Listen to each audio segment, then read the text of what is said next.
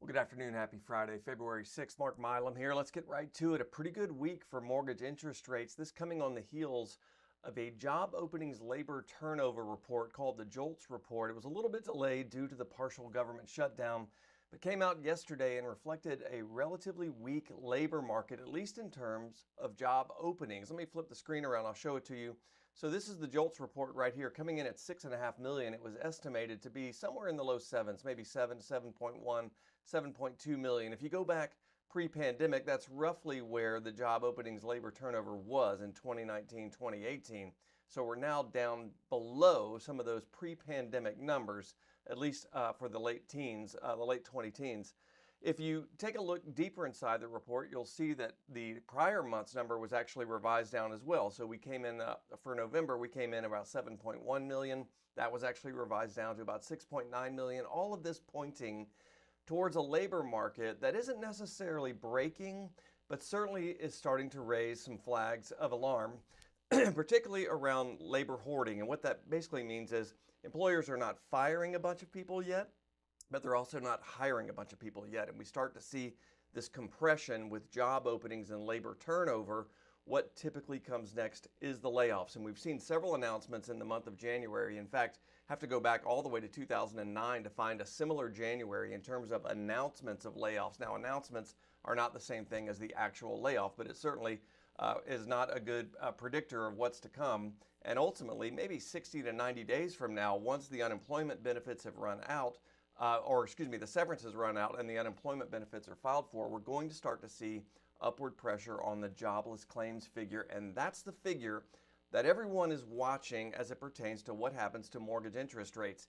The jobless claims figure is a data-driven number. It's the number of participants that are actually filing for either initial or continuing jobless unemployment benefits from the federal government. It's not a survey. It's an actual data-driven number. And as that number continues to climb and goes up from the low 200,000s up to a 4-week moving average somewhere around 300,000, that's when you can expect the long-term interest rates to likely decline a little bit more. And certainly that will put the Fed in motion to begin cutting the Fed funds rate. Speaking of the Fed, we have a new Fed chairman. It's now been announced. It's Kevin Warsh is the president's pick for the Federal Reserve. Kevin Warsh is an interesting pick. He holds degrees from Stanford. He holds degrees from Harvard.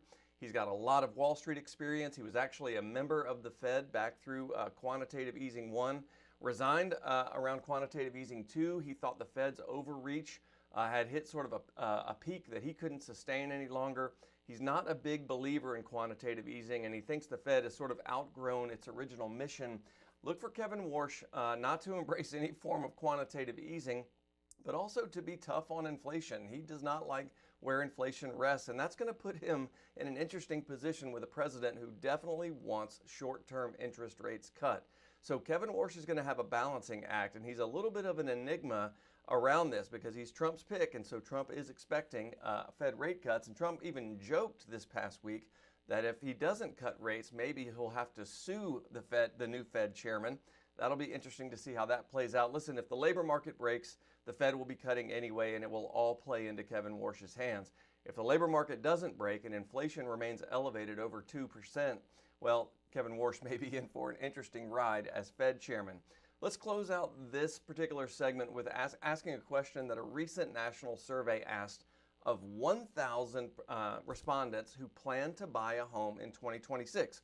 And that survey question is, hey, what is a good mortgage rate? So if you plan to buy a home in 2026, what's the highest rate you'd consider to be a quote-unquote good mortgage rate? And the largest number of respondents, percentage of respondents, said anything under 4% was quote-unquote a good mortgage rate. The next largest is 4% to 4.99%, then 5% to 5.99%. You see where I'm going here. The vast majority of folks believe a good mortgage rate, a rate at which they will borrow money for 30 years, to be under 4%. That's where the largest percentage of respondents is. This is certainly a form of recency bias, right? Where we have this very long period of time from late 2008 all the way through spring of 2022 where mortgage rates were suppressed by the Fed's activity of buying mortgage-backed securities. One of the things Kevin Warsh was not a big fan of, particularly as it went on and on and on through QE2 and QE3. And ultimately, it's distorted the historical context of where the 30-year fix should be. Since 1971, since Freddie Mac was created, and we've been tracking the 30-year fix since 1971 through today, the average 30-year fix in the United States is 7.7%. Today, we sit easily 1.5% lower than the historical average. Yet in the mindset of most people who are looking to buy a home, that's not a good mortgage rate. A good mortgage rate is something below 4%. Ultimately, this really gets to the root of the problem that, hey, housing affordability is an issue. Housing is too unaffordable for most people.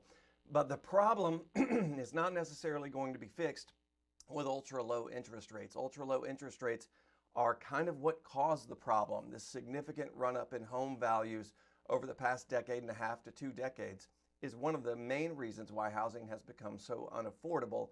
And ultimately, fixing mortgage rates or driving mortgage rates back down to ultra low levels will just exacerbate that problem. So we really don't have an interest rate problem. That's not to say we don't have an affordability problem, and it's going to take a multi-pronged solution to solve that problem. If I can be of any service to you over the weekend, don't hesitate to reach out, mark.milam@highlandmtg.com. Have a good weekend.